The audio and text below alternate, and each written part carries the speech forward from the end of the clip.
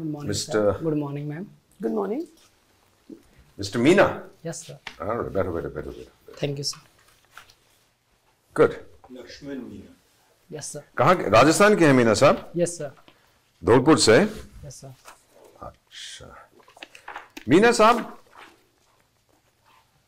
आपकी first choice कौन सी है? IAS, sir. और सेकंड? IPS. और third? Sir, third, I'm not aware, sir. Actually, I'm not aware that. आपने दो ही भरी हैं? No, sir. I have written that, but I'm not. So actually, I'm preparing for like this IAS and IPS mainly. ये main है आपका? Yes, sir. अच्छा।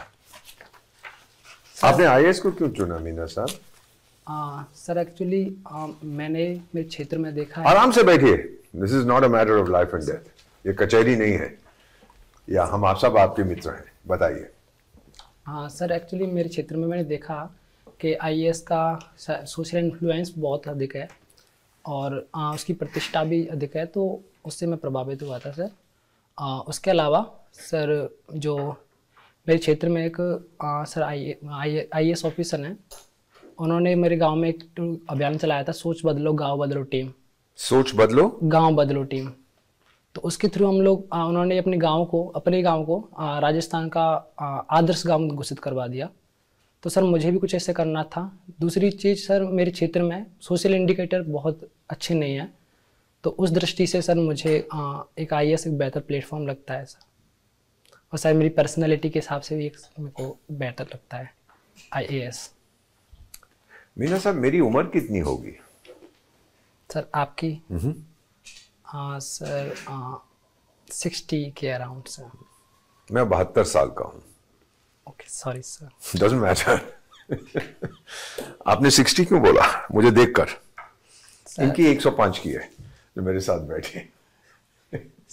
Anyway, listen, I'm very impressed with your answer. आपने स्पष्ट रूप से बताया है कि आप क्यों जानना चाहते हैं। सोशल चेंज, सोच बदलना चाहते हैं। यस। जिस इलाके से आप आते हैं, लोगों की सोच अभी भी बहुत पुरानी है। Yes sir. क्यों? सर एक तो हम ट्राइबल्स हैं। नहीं, वो तो मैं जानता हूँ। हाँ, तो सर एक एजुकेशन का बहुत इफेक्ट है, स्पेशली सर पैट्रियार्की जैसा सिस्टम है, तो महिलाओं को इतना ज़्यादा छूट है नहीं। मारते हैं अपनी पत्नियों को? Sir yes sir. सर मुझे अभी भी याद है एक मेरा रियल लाइफ इंसिडेंट। मेरी क्लास में सर 30 बच्चे थे, तो अभी सर मैं ही जो हूँ जिसकी शादी नहीं हुई है, बाकी सबकी शादी हो गई है। तो चाइल्ड मैरिज का बहुत ज़्यादा वो वहाँ पे है। और उसको बदल क्यों नहीं रहे? सर मुझे लगता है सोशल चेंज की ज़रूरत है, लेकिन जो माइंडसेट है लोगों का वो बहुत अधिक इस तरीके का है कि मतलब उनको अपनी सर अपनी प्रतिष्ठा ज़्यादा प्यारी है, महिलाओं को ज़्यादा छूट नहीं देते। दूसरी चीज़ है कि सर हमारे यहाँ की जो इकोनॉमिक स्ट्रक्चर है वो इतनी बेहतर नहीं है। लोग मजदूर हैं, किसान हैं, जहाँ का इतना उपजाऊपन भी नहीं है। तो सर इकोनॉमिक वजह से सर हम लोग पढ़ा नहीं पाते अपने बच्चों को, जल्दी शादी कर देते हैं sir. Over to you, sir. Yes. Taking over from him, जल्दी शादी करने के फायदे क्या है? मतलब जिम्मेदारी से मुक्त हो गए? सर ये उनका माइंडसेट है कि जितनी जल्दी शादी कर देंगे बच्ची की, तो सर हमारे क्षेत्र में एक डिजीज चलता है सर, सैंडस्टोन माइनिंग होती है, तो सिलिकोसिस डिजीज है, जिससे कि ज़्यादा उम्र है नहीं हमारे यहाँ के जो वृद्धजन है उनकी 50-55 के आसपास सर उनकी हेल्थ बहुत अच्छी नहीं रहती। तो चाहते हैं कि जल्दी जल्दी शादी कर देंगे तो अपनी जो जिम्मेदारियां हैं उनसे मुक्त हो जाएंगे। और सर नहीं, तो लड़कियों के लिए तो मैं समझ गया, उनकी शादी कर लिए तो लड़कियों से जिम्मेदारी हट गई। Yes sir. वो अपने ससुराल चली जाएंगी। यस। जिस घर में जाएंगी उनकी जिम्मेदारी बन गई। लड़कों की शादी करने से कैसे जिम्मेदारी से मुक्त हो जाएंगे? सर हमारे यहाँ पे ट्रेंड ये भी है कि नशे की लत बहुत ज़्यादा है और बच्चे पढ़ने में इतना ज़्यादा इच्छुक रहते नहीं हैं। उसकी वजह है कि इतना इंफ्रास्ट्रक्चर इतना अच्छा नहीं है स्कूल में, और इसी वजह से सर लड़कों की शादी सर फिर भी थोड़ा लेट होती है 22-23 के आसपास, लेकिन सर बहुत से बच्चे पढ़ नहीं रहे हैं, इस वजह से तो उनकी शादी कर दी जाती है। आप ग्राम से आते हो या शहर से आते हो? सर मैं गांव से आता हूँ। गांव से आते हो। इतने साल हो गए रिजर्वेशन को, कोई फर्क नहीं पड़ा? सर रिजर्वेशन के फायदे बहुत कम परिवारों ने उठाए हैं, और जिन्होंने उठाए हैं उनके घर में सारे के सारे गवर्नमेंट जॉब में चले गए हैं, लेकिन जिन्होंने फायदा नहीं उठा पाया है वो अभी के अभी वैसी हालत में है। सर और दूसरी चीज है कि सर जिन्होंने फायदा उठाया है वो गांव छोड़ देते हैं, सिटी में अपना बस जाते हैं सर। लेकिन मीना कम्युनिटी तो राजस्थान में बहुत प्रोग्रेसिव है, मतलब काफ़ी आगे निकल चुका है। मुझे याद है, मैं तो मुझे सर्विस में आए हुए अब तो मैं रिटायर भी हो गए, काफ़ी दिन हो गए। मेरे साथ मेरे बैच में 2 मीना के राजस्थान के मीना थे, 2 लड़के थे। Yes sir. सो अगर हर बैच में मैं समझता हूँ कि 15 से 20 मीना तो आते ही होंगे सारे सर्विसेज मिला के, इसके बावजूद बैकवर्डनेस मेरी समझ में सर नहीं मैं आती। आपको करेक्ट करना चाहूँगा सर, राजस्थान में 4 जिले में बहुत अधिक मीना हैं जिनकी जो संख्या बहुत ज़्यादा है, तो उनमें उसका फायदा बहुत कम, जो 2 डिस्ट्रिक्ट हैं स्पेशली सवाई माधोपुर और दौसा, वहाँ की मीना बहुत आगे जा चुके हैं। जैसे कि एक गाँव है बावनवास, याद कर पा रहा हूँ मैं, उसमें लगभग हर घर में एक सिविल सर्वेंट है।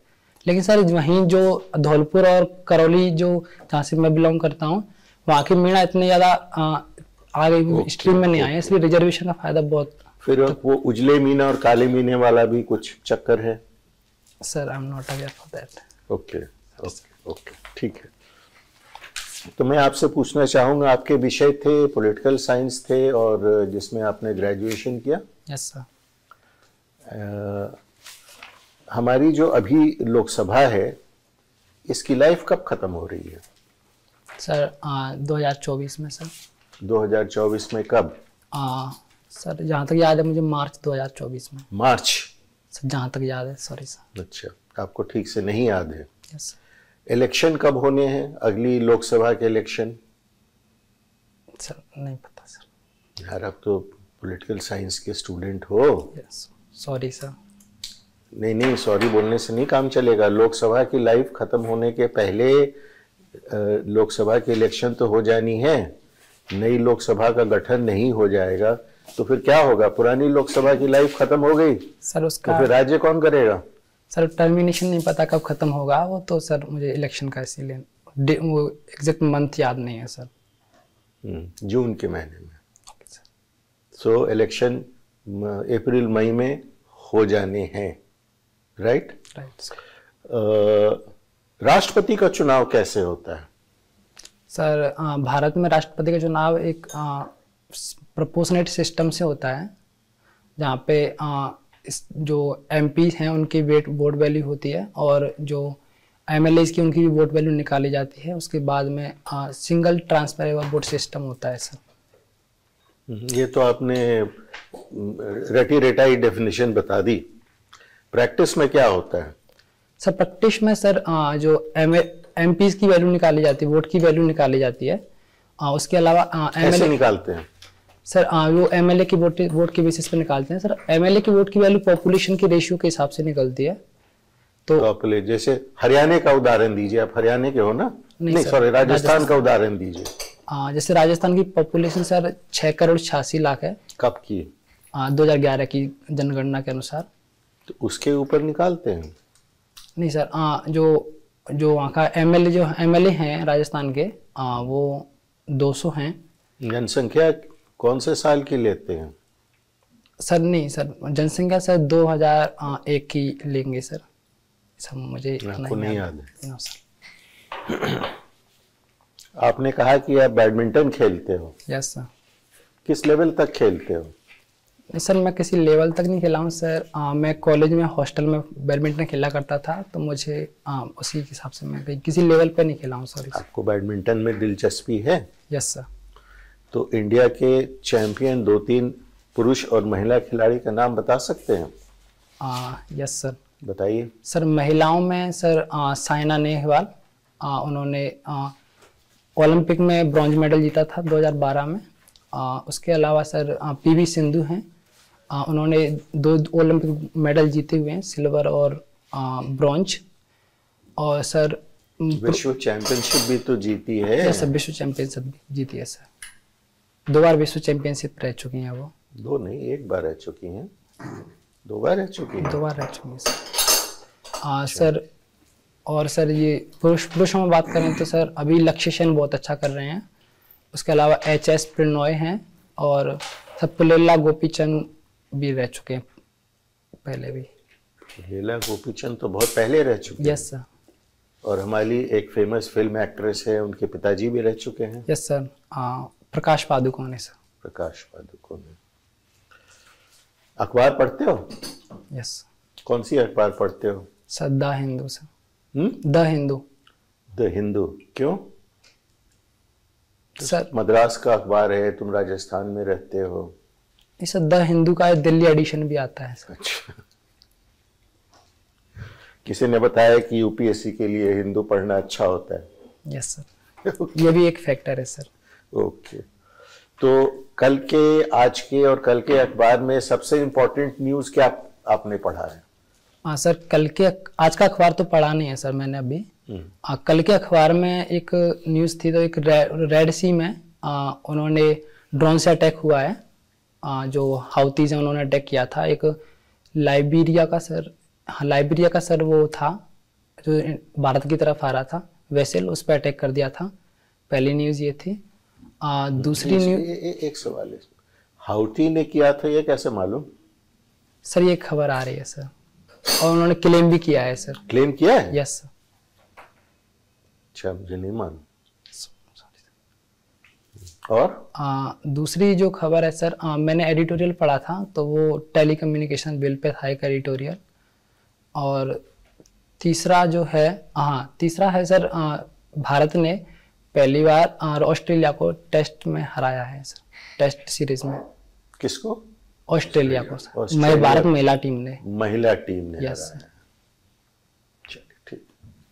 मैम सर लक्ष्मण, आपसे कि आपने जो बोला आपके विलेज में बहुत ही पैट्रियार्कल माइंडसेट है। यस।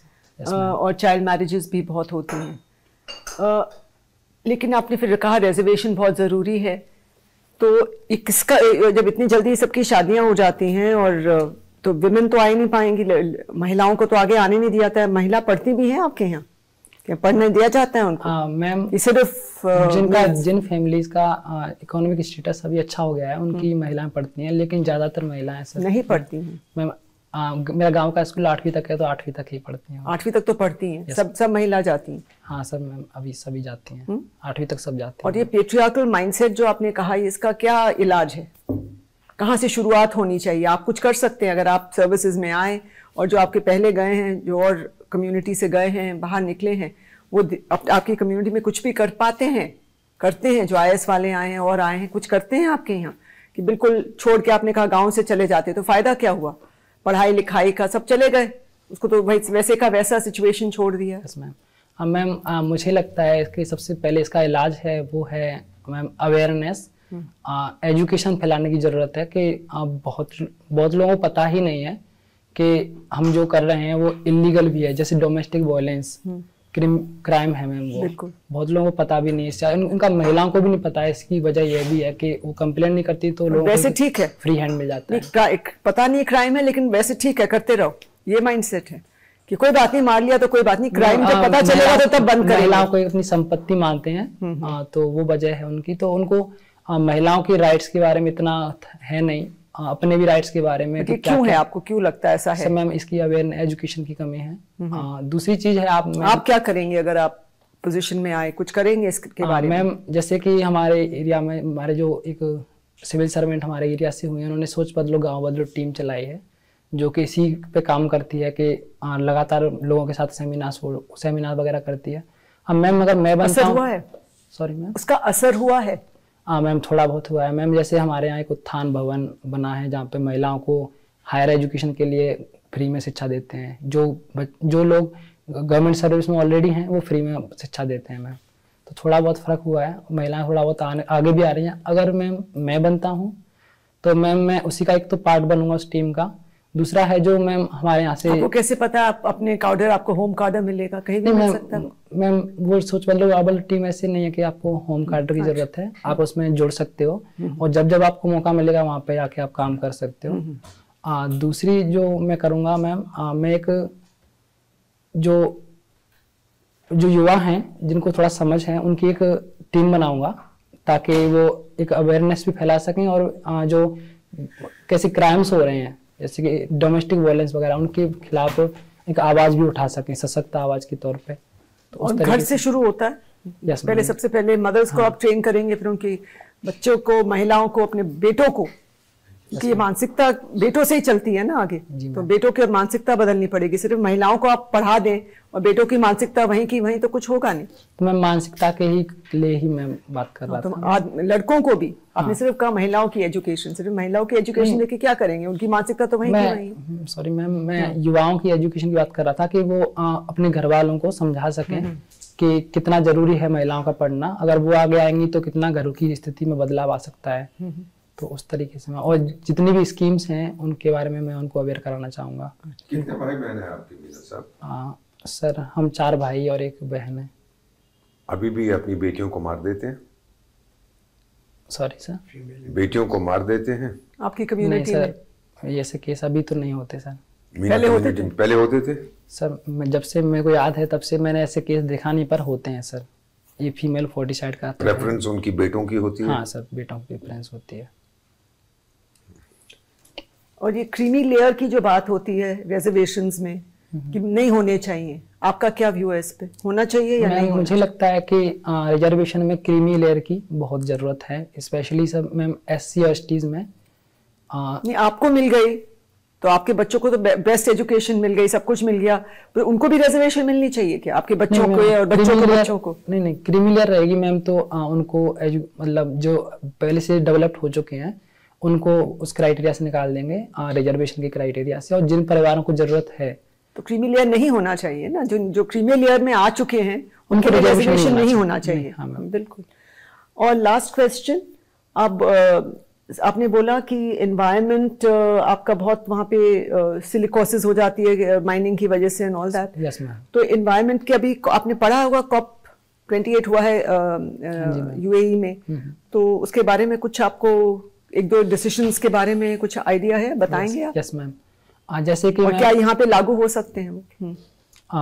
एक मैम उन्होंने वहाँ पे जो COP28 है वहाँ पे जो एडेप्टेशन प्लान है उस पर भी बात हुई है कि हमको कैसे एडेप्टेशन टेक्नोलॉजी को एडॉप्ट करना है।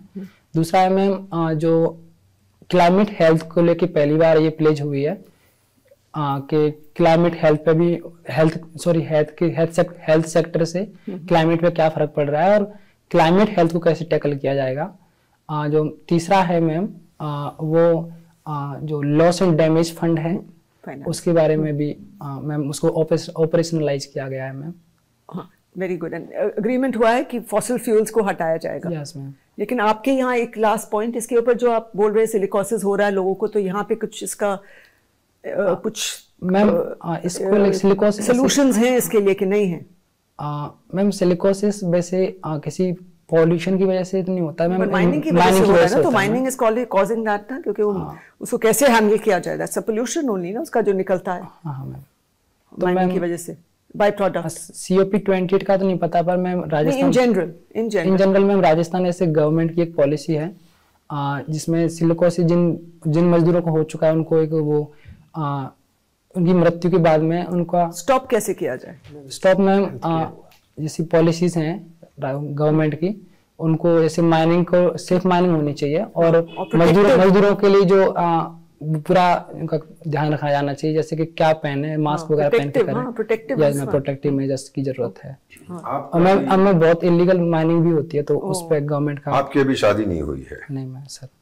जब हो जाएगी कितने बच्चे पैदा करने का इरादा है? सर मेरा एक बच्चा सर। और मान लीजिए आप IAS में चले जाते हैं, यस, और आपका एक बच्चा होता है, जब वो 22-23 साल का होगा, आप कहेंगे कि उसको भी रिजर्वेशन का फायदा उठाना चाहिए क्योंकि आप खुद IAS ऑफिसर हैं? तो मैम सर मैं अगर क्रीमी लेयर की क्राइटेरिया में आता हूं तो सर मुझे नहीं लगता कि मुझे उठाने की जरूरत है उसको। फिर बोले सर अगर मैं क्रीमी लेयर की क्राइटेरिया में आऊंगा तो सर बच्चे को जरूरत नहीं है रिजर्वेशन की, मैं एफर्ड कर सकता हूँ उसको। ओके, आपने ये लिखा कि सोशल इश्यूज की पिक्चरें देखने का आपका शौक है। यस। हाँ, पंजाब की खास तौर से। पंजाब और सब बॉलीवुड हिंदी मूवीज भी। अच्छा भाई, मैं चलो पंजाब पे रहता हूँ। एक वक्त था जब शराब के लिए पंजाब जाना जाता था। आज के सर्वे में पंजाब का स्थान दूसरा या शायद तीसरा है। तो लोगों ने शराब पीना बंद कर दिया। क्या हो गया पंजाब को?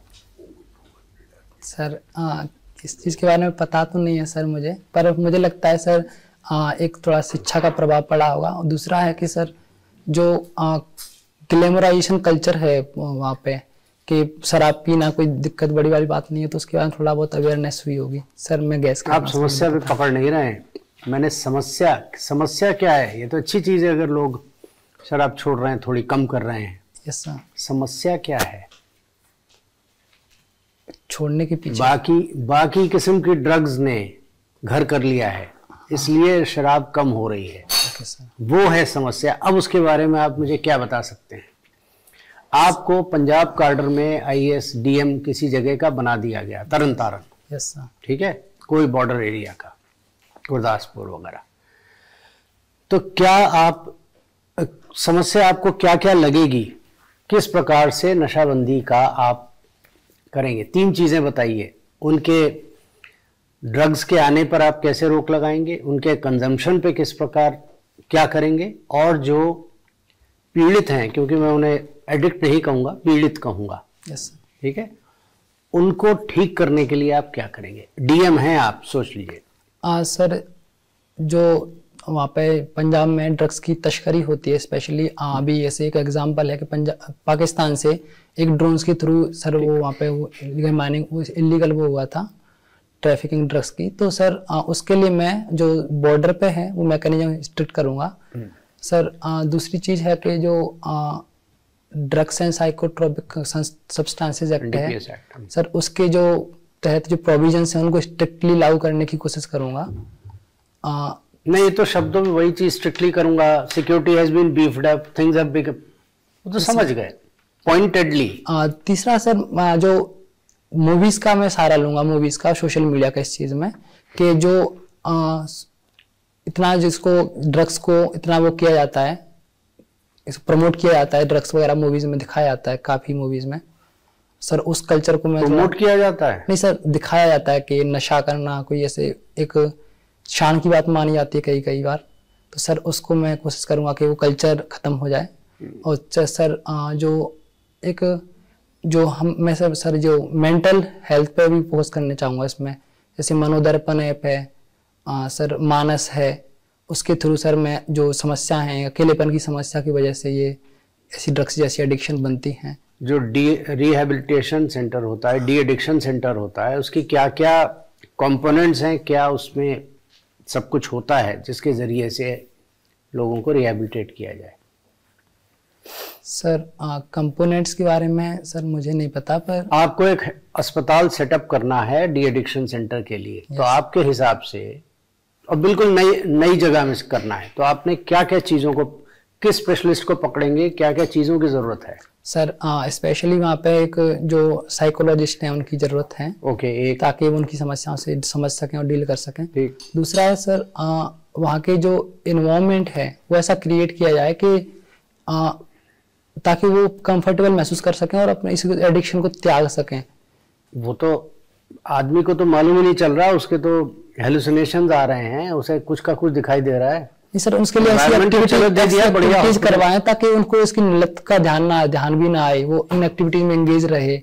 और जैसे गेम्स वगैरह पे फोकस कर सकते हैं हम लोग। ये सुनना चाह रहा था मैं, फिजिकल एक्सर्शन। यस। और मेडिकल पार्ट आपने साइकोलॉजिस्ट तो कर दिया, लेकिन जब उसका दर्द उठता है, विड्रॉल फैक्टर्स होते हैं, तो उस वक्त कई दवाइयां देनी पड़ती हैं उसको शांत करने के लिए मरीज को। एनीवे, चलिए पंजाब की ही एक और बड़ी बहुत ही जरूरी लेकिन दुखद घटना। आज का दिन 26 दिसंबर बलिदान दिवस के रूप में मनाया जा रहा है और आगे भी मनाया जाएगा। किस घटना को ये एक तरह से किसकी याद में ये किया जा रहा है, किसको श्रद्धांजलि दे रहे हैं? सर 26 दिसंबर सर ऐसा नहीं पता सर, सॉरी सर। 4 साहिबजादे सुना है? चलिए कोई बात नहीं, पढ़ लीजिएगा। Okay sir. एक और छोटी सी चीज बताइए कि राजस्थान में एक बड़ा खाटू श्याम जी का मंदिर है, यस सर। गए हो? नहीं सर। सुना है? Yes sir. किसके लिए है, किसको? सर वो कृष्ण जी के लिए समर्पित है, कृष्णा। वहां पर किसी का कहते हैं कि सिर रखा हुआ है।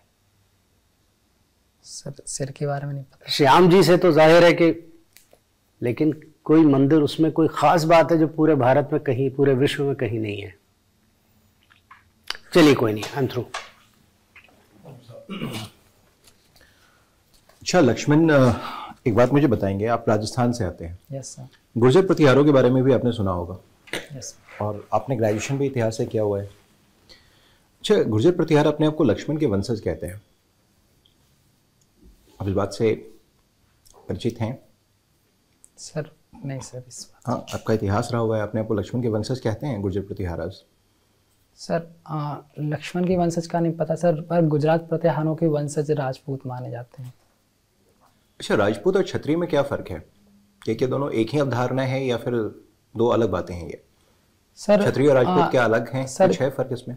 क्षत्रिय में सर जो जितने भी योद्धा वर्ग होता है वो सारा आता है, लेकिन राजपूत में स्पेशली उन लोगों को कहते हैं जो राजाओं के पुत्र होते हैं, जैसे प्रिंस इंग्लिश में जिसके लिए टर्म चलता है। तो क्या कभी कोई क्षत्रिय राजा के पुत्र नहीं हुए या उन्होंने राज नहीं किया? सर क्षत्रिय को मुझे लगता है सर क्षत्रिय एक ब्रॉडर टर्म है जिसमें राजपूत आता है, इसीलिए सर क्षत्रिय में ऐसे सैनिक भी आ जाते हैं, पर उनको राजपूत कहना ठीक नहीं होगा। इतिहास की समझ से थोड़े से बात हम लोग कर लें कि क्षत्रिय और राजपूत में कोई फर्क है या दोनों एक ही हैं? सर मुझे लगता है सर क्षत्रिय ब्रॉडर टर्म है और राजपूत एक छोटा टर्म है जो उसमें आता है अंदर। अच्छा, एक बात मुझे बताइए कि जो भारतीय संस्कृति है, भारतीय संस्कृति में सोने और चांदी का बड़ा महत्व है।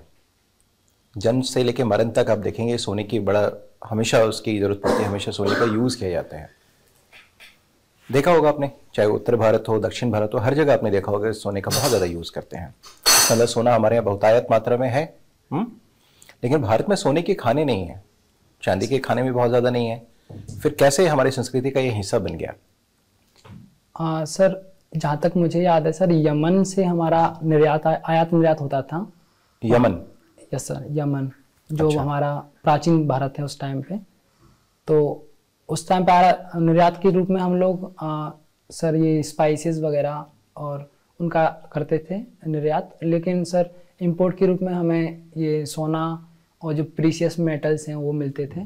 तो इसी प्रकार सोना सर एक ऐसा धातु है जो सर जल्दी से जंग वगैरह नहीं लगता उस पर, तो इसीलिए उसमें चमक भी इतनी है कि हमारे कल्चर में ग्लैमराइज तो किया ही जाता है, इसीलिए शायद उसका पार्ट बन गया हो। नहीं, मैंने ये जानना चाहा कि जब हमारे यहाँ सोना है नहीं तो हमारी संस्कृति का हिस्सा कैसे बन गया ये? इसकी उपलब्धता अगर बहुत ज़्यादा हो तो थोड़ा समझ में भी आता है, लेकिन कैसे हो गया ये? सर वही एक है कि जो कम चीज़ होती है उसकी बहुत एक तो वैल्यू होती है और लोग उसको एडॉप्ट करना भी चाहते हैं। जैसे डायमंड भी हमारे यहाँ पे इतना है नहीं। चलिए कुछ और बात करते हैं। एक बात मुझे बताइए, आपने इतिहास पढ़ा है ठीक से? Yes sir. अच्छा, इतिहास में एक व्यवस्था प्राचीन भारत में हमने पढ़ा होगा, आश्रम व्यवस्था के बारे में। आश्रम? हाँ, आश्रम व्यवस्था के बारे में। दूसरा, कई बार अपने घर में देखा होगा, ऐसा भी होता है कई बार एक निश्चित उम्र के बाद, आयु के बाद माता पिता थोड़े से व्यग्र दिखाई देते हैं और कहते हैं कुछ दान करना है, पिंड दान वगैरह करना है, कुछ करना है। ऐसा ये व्यग्रता क्यों है? ये आश्रम व्यवस्था से कुछ जुड़ा हुआ है, कुछ संकल्पना है, या फिर ऐसी व्यग्रता क्यों देखी जाती है उनके मन में?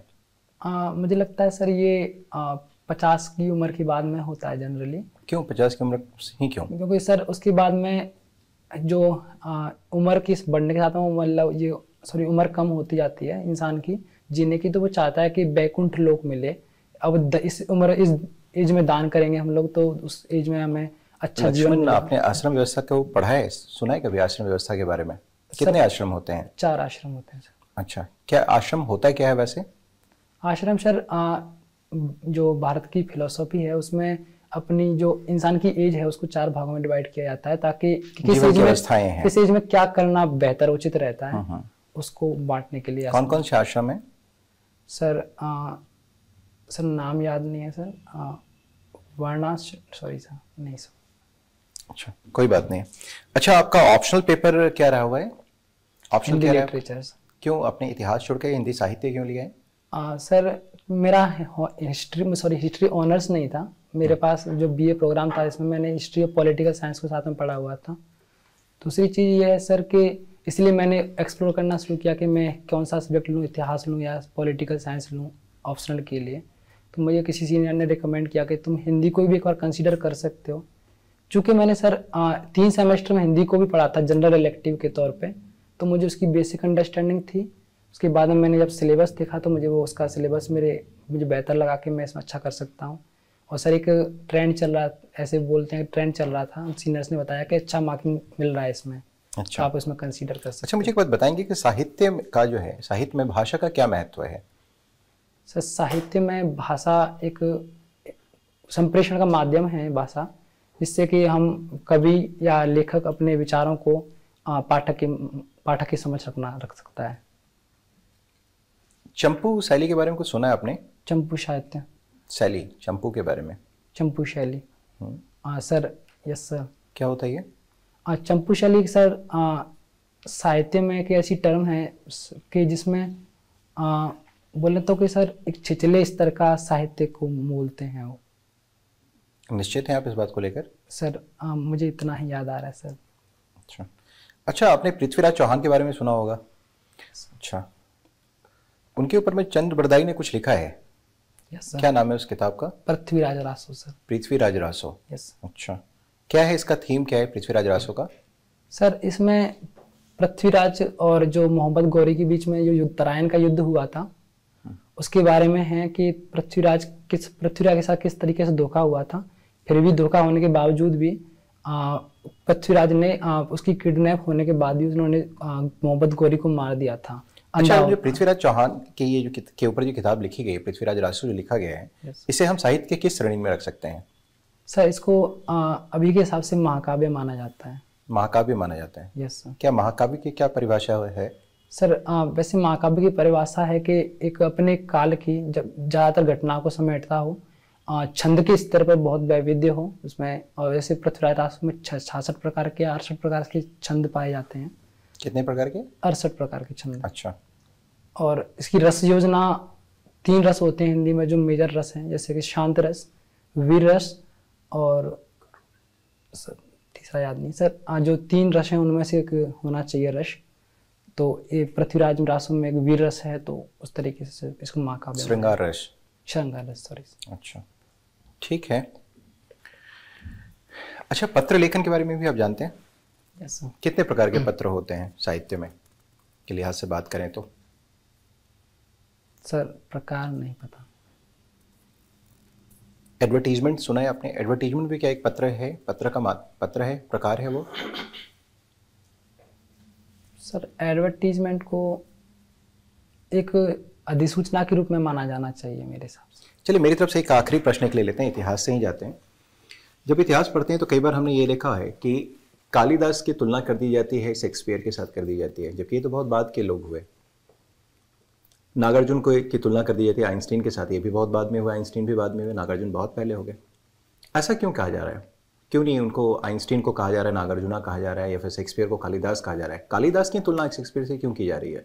सर मुझे लगता है इसके पीछे जो वेस्टर्नाइजेशन का ट्रेंड है कि वेस्टर्न कल्चर है वो हमसे बेहतर है, इसीलिए ये हमारे यहाँ के जो महान पुरुष होते हैं, महान जो महारथी होते हैं, उनकी तुलना उनसे की। आपको ऐसा लगता है सर कि भाषा जगत हमसे बेहतर है?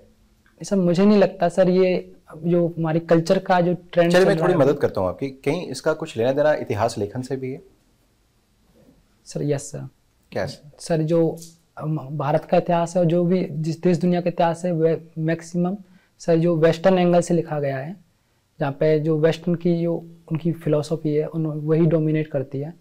और इतिहास की जो अभी हाल की तारीख में जो प्रमाणित ग्रंथ हैं उनको भी वेस्टर्न। अच्छा लक्ष्मण, इतिहास में विचारधारा की कोई भूमिका होती है क्या? Yes sir. किन किन विचारधाराओं के बारे में आप जानते हैं? जैसे सर एक लिबरल फिलोसॉफी होती है। लिबरल विचारधारा होती है। हिंदी में क्या बोलते हैं? उदारवादी विचारधारा। अच्छा। दूसरी इतिहासकारों का नाम लेंगे उसमें उदारवादी विचारधारा में? नहीं सर। जैसे सर एक सबाल्टर्न होता है। क्या होता है सबाल्टर्न? सबाल्टर्न सर जो उपेक्षित वर्ग होता है उसकी दृष्टिकोण से। क्या हिंदी क्या होता है सबाल्टर्न का? सर मैंने इंग्लिश मीडियम से। उपाश्रयवादी शायद बोलते हैं। उपाश्रयवादी सर, इसका तो सर रामचंद्र गुहा एक लेखक हैं, इतिहासकार हैं। और सीसा सर एक मार्क्सिस्ट एंगल होता है, वो भी ठीक है। मेरे करीब आपसे कह रहा हूँ, पढ़िए क्या लिखा है इधर। 2047। बैठिए, इसका मतलब क्या है सर? 2047 तक सर इंडिया को मोदी सर, हमारे प्रधानमंत्री नरेंद्र मोदी को डेवलप्ड कंट्री बनाने का सपना है। Very good. उसके लिए आप क्या करेंगे? सर अगर सर मैं आम नागरिक के तौर पे सर, जो हमारी जो ऐसे इंटरनेशनल स्तर पे हमारी जो प्लेज ली जाती हैं, जैसे कि लाइफ है कि इन्वायरमेंट के हिसाब से हम लोग अपने जीवन को ढालेंगे, तो वो एक आम नागरिक के तौर पे। दूसरा है सर, जितने भी लॉ एंड ऑर्डर है उसका मैं ध्यान रखूँगा सर। तीसरा है कि सर एक जो नागरिक की ड्यूटीज़ होती हैं, सिविल ड्यूटीज़ जिनको बोलते हैं, सिविक ड्यूटीज़, उन पर मैं गौर करूँगा आम नागरिक के तौर पे। ठीक सर, आप 2 मिनट बाहर वेट करेंगे? Yes, हम अभी बुलाते हैं आपको। Okay, thank you sir, thank you ma'am.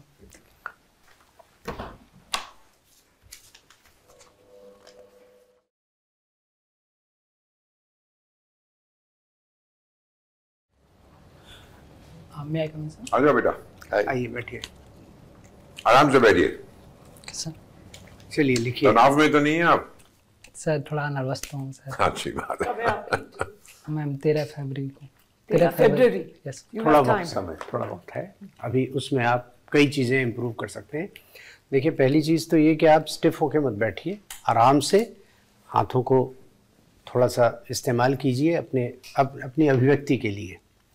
दूसरा, जब आप देखते हैं सिर्फ मेरी तरफ मत देखिए, जवाब देते वक्त सबको इंगेज कीजिए। ठीक। तीसरी बात, आप जब आते वक्त थोड़ा सा स्मार्टली, पूरे कॉन्फिडेंस के साथ आइए, सब लोग आपके मित्र हैं। आप डरे सहमे हुए से मत आइए। आप यहाँ तक पहुँच गए हैं तो आप में कुछ है। ठीक है? Yes sir. अच्छा, जो 2-1 चीज़ें मैं बताना चाह रहा हूँ कि देखिए, आप सवाल को पकड़ना सीखिए। आवश्यक नहीं है कि एकदम से मैंने कुछ कहा आप समझ गए तो बोलिए साहब आपका क्या ये मतलब है। Okay sir. कोई हर्ज नहीं इसमें कि आप क्या जानना चाह रहे हैं, क्या आपका ये मतलब है, क्या आप ये पूछ रहे हैं या ये पूछ रहे हैं। उसके बाद हम दोनों एक दूसरे का वक्त बेहतर इस्तेमाल कर पाएंगे, है ना? Yes sir. अच्छा, अब आपका ये देखिए, कुछ चीज़ों में आपका जो ज्ञान है थोड़ा सतही सा दिख रहा है। आप उसके खबर के एनालिसिस में नहीं गए हैं या उस चीज़ का आपको ज्ञान नहीं है। ये मैंने जानबूझ के खाटू श्याम जी का पूछा था, तो आप बर्बरीक का सिर रखा हुआ है। अच्छा सर। ये या तो आप बोल देते खाटू श्याम जी मुझे नहीं मालूम है, और है तो फिर आपको पूरा मालूम होना चाहिए। मेरा ठीक यही मतलब है कि अगर किसी चीज़ को आप क्लेम कर रहे हैं कि आपको मालूम है, तो आपकी हम सबकी अपेक्षा ये होती है कि आप उसके बारे में थोड़ा गहराई से जानेंगे, किसी भी सब्जेक्ट को, किसी भी प्रश्न को। ठीक है? अगर आप जवाब दे रहे हैं तो उसकी थोड़ा आपको सोच समझ के उसके बारे में थोड़ा सा बैकग्राउंड होना चाहिए, है ना? ये अपेक्षा होती है इंटरव्यू बोर्ड की। तो इसका ख्याल रखिए। आपके पास 1.5 महीना करीब है, तो आप जितनी भी खबरें पढ़ें, द हिंदू का ही पढ़ें, जो बीच का वो है ना संपादकीय, यस सर। वो खास तौर से पढ़ें। और कुछ मैगजीन्स 2-1 ये आते हैं, एक कट द क्लटर आता है YouTube video, yes sir. Cut the clutter, Shekhar Gupta. Gupta. और एक आता है पालकी शर्मा का वियॉन, WION पे, ग्रेविटास करके, फर्स्ट पोस्ट पे। ये दोनों यूट्यूब पे आपको मिल जाएंगे। पालकी शर्मा, शेखर गुप्ता आप गूगल कीजिए, ये सुन लीजिए, आपको 20-25 मिनट में परसेप्शन बढ़िया मिल जाता है। ठीक है? बहुत ज़्यादा मैं आपको ओवरलोड नहीं करना चाह रहा हूँ, इतना कर लीजिए, बाकी सब ठीक है। बहुत बढ़िया, आप you can do much better, but बहुत अच्छा है। We were all very happy कैसे आपने पूरा अपना कंडक्ट किया अपना इंटरव्यू। लेकिन वही थोड़ी सी चीज़ें हैं, उन पर ब्रशअप करना ज़रूरी है। प्रैक्टिस करिए, मिरर के सामने थोड़ा सा बोलिए, फिर आपको अपना समझ आ जाएगा कि हम थॉट्स को कैसे, मैं कितना लंबा बोल गया और कितना कम बोल गया, है ना? तो उससे आपको प्रैक्टिस करेंगे तो यू बिकम मोर कॉन्फिडेंट और अच्छे से करेंगे आप।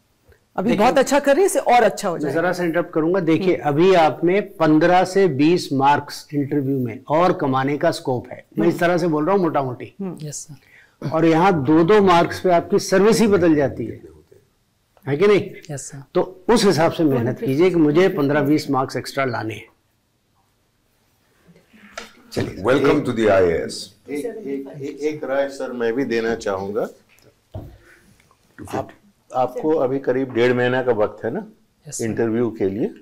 आप जो सवाल तैयार करेंगे, जो कि मैम ने कहा कि सवाल तैयार कीजिए आईने के सामने, उसका जवाब दीजिए, आप उसको ब्रशअप कीजिए। सवाल क्या तैयार करेंगे? देखिए, जो इंटरव्यू बोर्ड में सवाल पूछे जाते हैं उसका एक तरह से बड़ा सीमित दायरा होता है। आपका जो डैफ है, जो आपने अपने बारे में बोल रखा है, उसी से 90% सवाल आएंगे। आपका क्या विषय था, आप किस जगह से आते हो, उस जगह के बारे में, आपका क्या विषय था जिसमें आपने ग्रेजुएशन किया, आपने क्या ऑप्शनल रखे, ठीक है, यस आप अगर कहीं जॉब करते हो तो उसके बारे में, एंड फाइनली करंट डेवलपमेंट्स, जो चीज़ें हमारे देश के अंदर इंडिया के लिए इम्पोर्टेंट है और देश के बाहर इंडिया के लिए इम्पोर्टेंट है, इन सब चीज़ों पर आप सवाल बना के इस पर तैयारी कीजिए। एंड जो बॉडी लैंग्वेज के बारे में सब लोगों ने बताया, मुस्कुराइए, कॉन्फिडेंटली आइए, कॉन्फिडेंटली जाइए, कॉन्फिडेंटली जवाब दीजिए। आप 15 नहीं, आपको 20 नंबर एक्स्ट्रा मिल जाएंगे इंटरव्यू में, right? Best wishes. Thank you sir. All the best. Sir मैं थोड़ा हाँ, आप पूछिए। बिल्कुल। सर मेरे को काफ़ी क्वेश्चंस का अच्छे से जवाब भी आता था, लेकिन सर मैं समझ ही नहीं पा रहा कैसे बोलना है और मैं थोड़ा घबराया हुआ था। आपने बिल्कुल सही जवाब दिया, घबराइए मत, सर आर्टिफिशियल मत बनिए, नेचुरल। घबराइए तो मत, फिर आपका माइंड भी वैसा हो जाएगा। आप Yes, घबराएंगे तो माइंड भी घबरा जाता है, फिर और फोकस थोड़ा नहीं कर सवाल का पाते। जवाब नहीं तो आप लिख लीजिए, और जब मिरर के सामने खड़े होकर जवाब देंगे तो उसको आप 2-3 बार दोहराइएगा तो आपको बिल्कुल वो याद रहेगा। तो आप फिर हेजिटेट, जब सवाल वाकई में पूछा जाएगा आप हेजिटेट नहीं करेंगे। वो पॉइंट्स आपके माइंड में रहेंगे ना, तो प्रैक्टिस करेंगे तो उससे बहुत आप इम्प्रूव हो जाएगा। जवाब देने का भी आपका लहजा, आपका अप्रोच। मैं थोड़ा धीरे बोल रहा हूँ या तेज बोल रहा हूँ? बिल्कुल ठीक बोल रहे वो हैं। तो ठीक, वो तो ठीक है, बोलना तो ठीक था। आपके पूरे व्यक्तित्व में शालीनता बहुत अच्छी है, वो पार्ट बहुत ही अच्छा है वो आपका, इसके लोग के परेशान मत होइए। और थोड़ा एनर्जी के साथ और positivity, you will do well. खुश रहिए। All the best. ओके, ऐसे स्माइल करिए। Okay, thank you ma'am, thank you sir, thank you sir.